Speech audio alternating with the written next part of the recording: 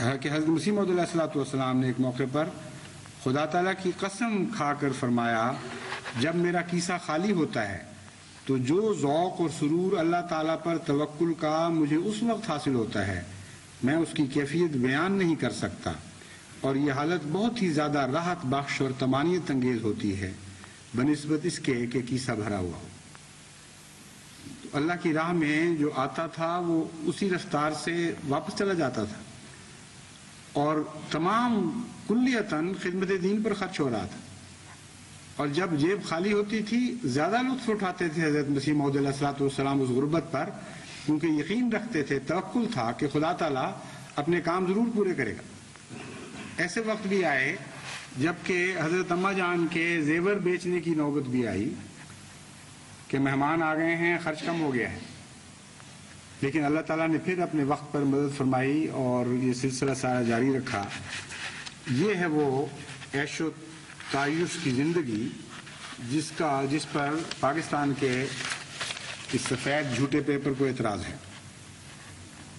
منشی ظفر احمد صاحب روایت کرتے ہیں کہ ایک دفعہ حضرت مسیح موعود علیہ السلام مغرب کی نماز کے بعد مسجد مبارک قادیان کے اوپر کی چھت پر چند مہمانوں کے ساتھ کھانا کھانے کے انتظار میں تشریف فرما تھے۔ یہ آپ کا انداز زندگی بتا رہا ہوں، جو ان کے نزدیک شاہانہ ٹھاٹ ہیں وہ ہیں کیا، یہ سنیے۔ اس وقت ایک احمدی دوست میاں نظام دین صاحب ساکن لدھیانہ، جو بہت غریب آدمی تھے اور ان کے کپڑے بھی پھٹے پرانے تھے، حضور سے 4-5 آدمیوں کے فاصلے پر بیٹھے تھے۔ اتنے میں چند معزز مہمان آ کر حضور کے قریب بیٹھتے گئے،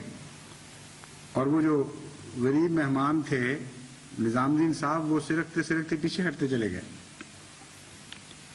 ہر دفعہ میاں نظام دین کو پرے ہٹنا پڑا، حتیٰ کہ وہ ہٹتے ہٹتے جوتیوں کی جگہ پر پہنچ گئے۔ اتنے میں کھانا آیا تو حضور نے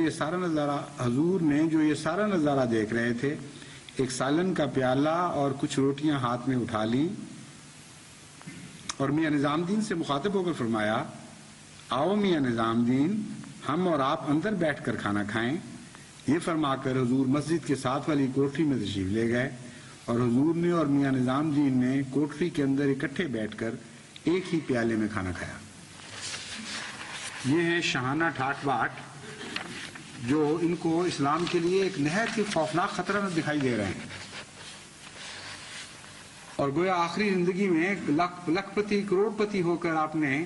بے شمار دولت اپنے رشتہ داروں کے لیے چھوڑی تھی، اور آخری زمانہ ہی اور تھا، پہلا زمانہ ہی اور تھا، یہ کیفیت یہ نقشہ کھینچ رہے ہیں۔ اور وفات سے ایک دن پہلے کا حال کیا تھا یہ سنیے۔ بھائی عبد الرحمن صاحب قادیانی نو مسلم کی گواہی ہے کہ جس دن صبح کے وقت حضور نے فوت ہونا تھا، اس سے پہلی شام کو جب حضور فٹن میں بیٹھ کر سیر کے لیے تشریف لے جانے لگے تو مجھے خصوصیت کے ساتھ فرمایا، میاں عبد الرحمن اس گاڑی والے سے کہہ دیں اور اچھی طرح سمجھا دیں کہ اس وقت ہمارے پاس صرف 1 روپیہ ہے، وہ ہمیں صرف اتنی دور تک لے جائے کہ ہم اسی روپے کے اندر گھر واپس پہنچ جائیں، اور وہ روپیہ دینے کے بعد وفات کے سال میں ہوئی ہے۔ ہماری حضرت پھوپھی جان نواب مبارکہ بیگم صاحبہ مرحومہ فرماتی ہیں کہ حضرت مسیح موعود علیہ السلام کے وصال کے وقت ہماری اماں جان نے ہمیں بلایا، فرمایا، بچوں گھر خالی دیکھ کر یہ نہ سمجھنا کہ تمہارے ابا تمہارے لیے کچھ چھوڑ گئے، کچھ نہیں چھوڑ گئے۔ گھر خالی دیکھ کر یہ نہ سمجھنا کہ تمہارے ابا تمہارے لیے کچھ نہیں چھوڑ گئے، انہوں نے آسمان پر تمہارے لیے دعاؤں کا بڑا بھاری خزانہ چھوڑا ہے جو تمہیں وقت پر ملتا رہے۔ یہ اس زمانے کے لوگ، یہ خود جو عیاشیوں میں مبتلا ہیں، جو پیسے کی خاطر ایمان بیچتے ہیں، جو روٹی کی خاطر جھوٹ اور افتراء سے باز نہیں آتے، جو دولتیں سمیٹ رہے ہیں جھوٹ کے بدلے خدا کی آیات بیچ کر، یہ الزام لگا رہے ہیں حضرت مسیح موعود علیہ السلام پر کہ آخری زمانہ عیش و عشرت میں صرف کیا اور گویا نعوذ باللہ ریل پیل ہو گئی دولت کی، دعویٰ کر کے کہ میں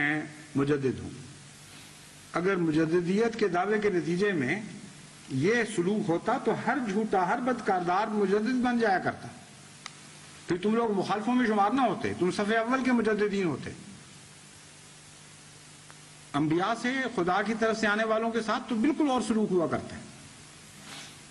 اس قدر ظلم ہوتے ہیں، ان کی جائیدادیں غصب کر لی جاتی ہیں، ان کے مال چھین لیے جاتے ہیں، ان کے ماننے والوں کے مال لوٹ لیے جاتے ہیں، ان کی دکانیں تباہ کر دی جاتی ہیں، ان کے کاروبار برباد کر دیے جاتے ہیں، ساری عمر کی کمائیوں کو ان کی آنکھوں کے سامنے جلا دیا جاتا ہے۔ یہ ہوا کرتا ہے دعووں کے بعد، جب سچے دعوے کرتے ہیں۔ جھوٹوں کے یہ معاملات نہیں ہوا کرتے۔ یہ تو آج تک ہم یہی دیکھتے چلے آ رہے ہیں، تم کس کو سمجھاؤ گے کہ اس سے الٹ واقعہ ہوا تھا؟ جب سے آدم پیدا ہوئے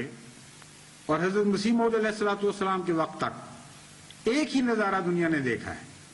کہ وہ جو سب سے زیادہ ہر دل عزیز ہوا کرتا تھا، جسے سب نعمتیں حاصل ہوا کرتی تھیں، جب اس نے خدا کے نام پر ایک دعویٰ کیا تو تمام قریبی، تمام اعزاء و اقارب اس کے شدید جانی دشمن بن گئے، اپنے بھی دشمن ہوئے، دوست بھی دشمن ہوئے، غیر تو پہلے ہی غیر تھے، اور ہر چیز سے اس کو محروم کرنے کی کوشش کی گئی۔ یہی واقعہ تھا جو حضرت مسیح موعود علیہ الصلوۃ والسلام کے ساتھ گزرا، اور اس کے باوجود پھر اللہ تعالیٰ نے اپنے فضلوں کی بارشیں نازل فرما دی۔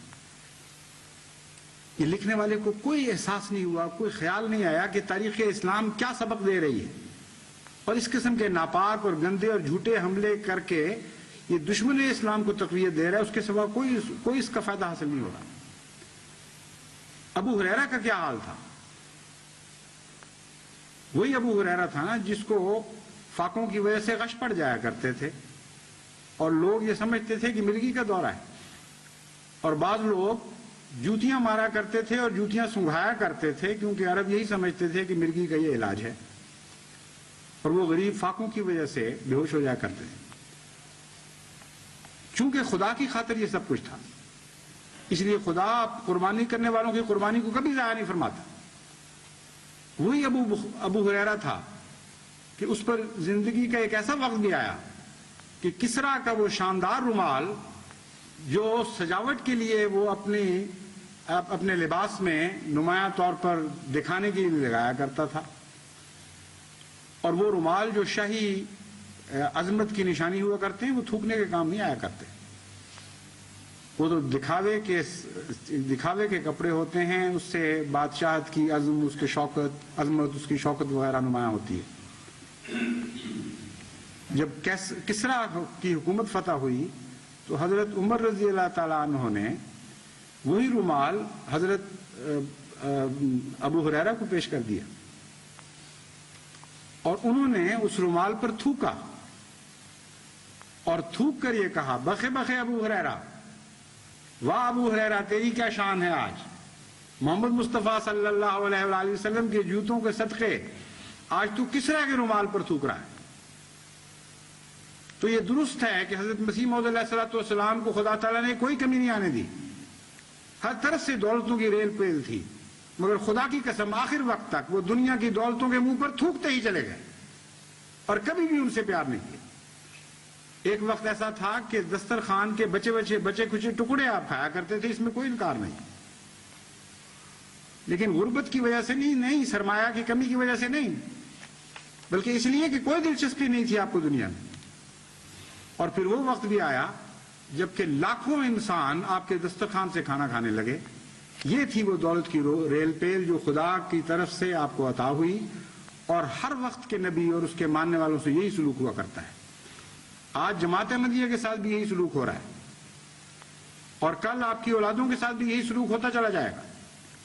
یہ جلتے رہیں گے، خاکستر ہوتے چلے جائیں گے۔ اللہ آپ کی جانوں میں بھی برکت دیتا چلا جائے گا، آپ کے اموال میں بھی برکت دیتا چلا جائے گا، اور خدا کی قسم وہ دن بھی آئیں گے کہ آپ کیسر و کسرا کے طرح کے شہنشاہوں کے رومالوں میں تھوکیں گے اور کہیں گے، بخے بخے ابو ہریرہ، اے مسیح موعود کے غلاموں، کیا شان ہے تمہاری کہ آج خدا نے تمہیں وہ جلوے اور مقام عطا فرما دیا کہ بادشاہوں کے کپڑوں پر تھوکتے ہو۔ اور بادشاہوں کا یہ حال ہوگا کہ مسیح موعود کے کپڑوں کو ترسا کریں گے، برکت ڈھونڈیں گے ان کپڑوں سے، وہ کپڑے جو بظاہر بوسیدہ ہوں گے، جن کو وقت نے دھندلا دیا ہوگا، جن کو احتیاط سے ہاتھ لگایا جائے گا کہ کہیں اس ہاتھ لگانے کی وجہ سے پھٹ نہ جائیں۔ خدا کی قسم وہ وقت ضرور آئے گا کہ بادشاہ مسیح موعود علیہ الصلوۃ والسلام کے کپڑوں سے برکت ڈھونڈیں گے، اور رحمتیں بھیجیں گے، اور سلام بھیجیں گے اس وجود پر، اور لعنت بھیجیں گے ان لوگوں پر جنہوں نے جھوٹ اور افترا سے ہر قسم کے گندے الزام لگائے اور خدا کا کوئی خوف نہیں کیا.